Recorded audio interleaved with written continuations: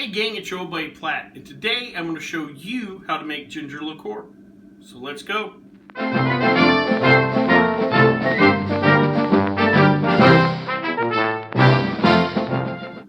So recently I was doing some work on the YouTube page there, and I noticed I hadn't done a liqueur video in a while. So I thought, alright, let's try to find something. And I ended up finding a real nice quick recipe, which you guys know I like nice and easy quick recipes, for a ginger liqueur. But however, I did notice in this recipe it's brandy based. And I want to quickly talk about that because I guess I could call this a ginger brandy or a ginger liqueur, and sometimes you see those names kind of interchanged. I guess maybe the most basic one example I use is you'll see peach schnapps and you'll see peach brandy, and a lot of times they may be sold fairly close to each other in the liquor store or whatever. I want to kind of go over the similarities and differences.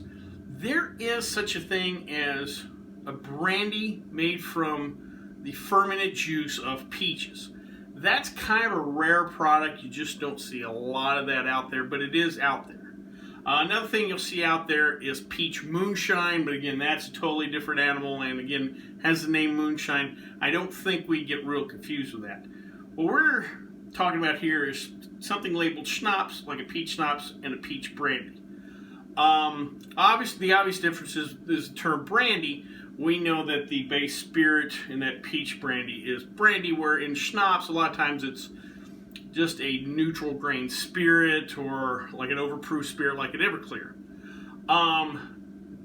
Where they do, and they have similar taste, but where they differ is the peach brandy a lot of times is a base brandy that has a peach flavoring added to it, but it doesn't necessarily knock down the ABV that much compared to like a peach schnapps that has flavoring but also additional sugars, and generally that ABV will be knocked down quite a bit from 80%. Today's product is a prime example.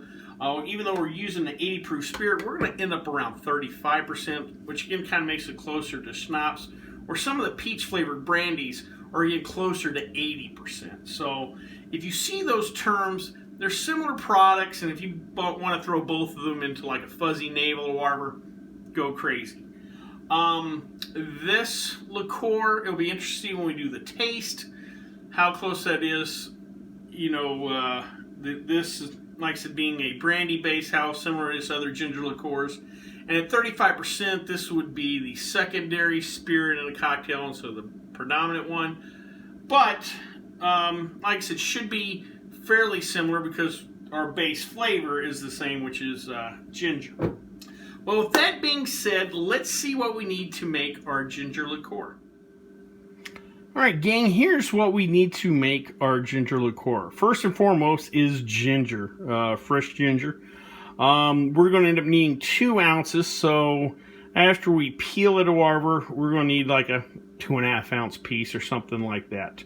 Next, our base spirit is brandy, so we obviously need a brandy. Don't go too fancy with the brandy because we're adding a lot of flavoring, so a good Christian Brothers E&J store brand is just fine. We don't need Louis the 13th or anything like that. Next, we're going to need a little orange juice.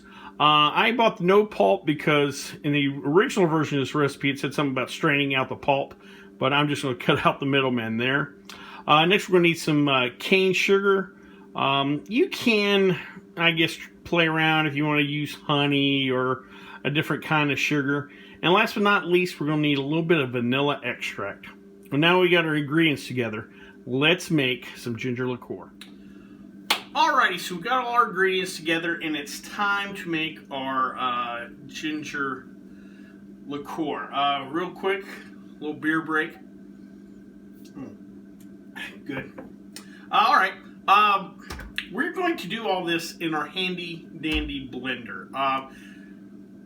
Real quick, I'll go over, well, we'll go ahead and make it, and then at the end I'll go over how you can kind of tweak this recipe if you want to do it a little different method. This is the first time I've made liqueur in this method, but like I said, we'll go over that. First thing we need is our 2 ounces of peeled and chopped ginger. The exterior skin, similar to peeling a potato, If you have a potato peeler, that'd work, or a little paring knife, what have you. That's what I did. I didn't go too fine on the chop because we're going to throw in a blender.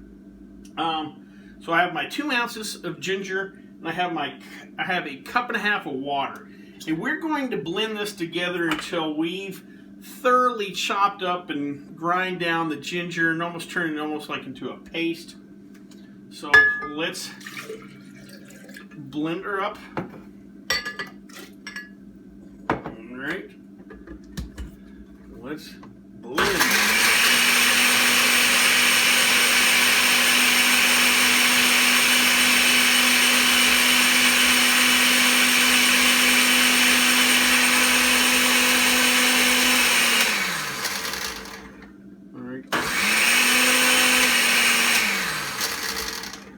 Just a little flash here in case we got too many chunks.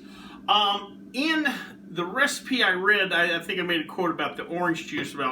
They said to filter out, take a filter if you want to pour through a coffee filter, whatever. The pulp, I'm using the pulp-free OJ. But you might consider filtering this mixture right here. We're just going with the recipe because we're going for a simple recipe. So we got all that blended together, and now set this aside.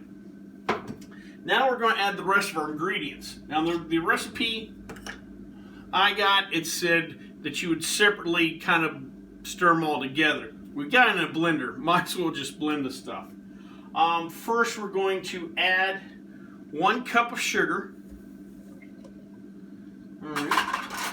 We're going to add half a cup of orange juice, and then 1.5 cups of our brandy.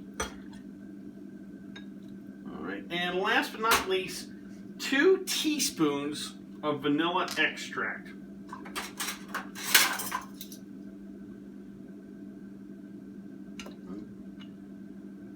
And 2. All right.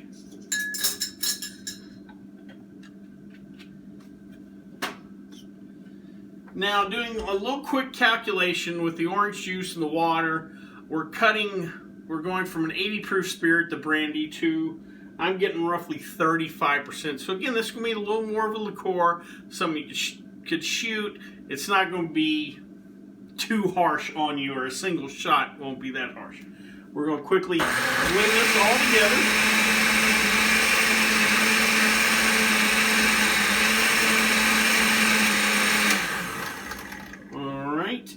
And we're going to throw this into the refrigerator, and we're going to let it sit overnight. I will come back and add this onto a future tasting video, so we won't taste in this video. But we're going to let this sit overnight, and it should be ready to go. Now, let me give you some alterations to this, or how I've done similar liqueurs before. Some things I've read, and the way I would do it normally is I would take in the ginger. Let's say I had an overproof spirit. Let's say I was using Everclear. In the past, I would take in the 2 ounces of ginger and macerate it in that Everclear and let it sit for, let's say about a week, because ginger is a pretty potent spice or herb or whatever you want to use. Spice. We do about a week at the most. Then I would come back and I would take the sugar and the water and create a simple syrup, and then add all this together.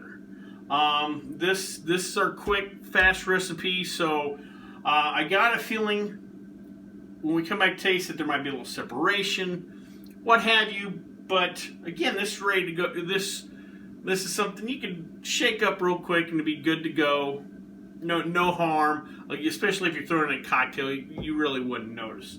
But that's kind of the 2 differences in how I would make a normal liqueur and how this got done. So it'll be interesting to see how this tastes when it sits around a while, if it separates, what have you. But as far as fast and easy, we were done. It took me a few minutes to chop the ginger and then other stuff. This is probably a 10 to 20 minute project at the most. Well, I hope you liked this video. If you did, please subscribe down below. Also, please like the videos because it lets YouTube know we're putting out good content. Any questions, comments, concerns, please leave them in the comment section, or you can always contact me on the Twitter page. Till next time, bottoms up.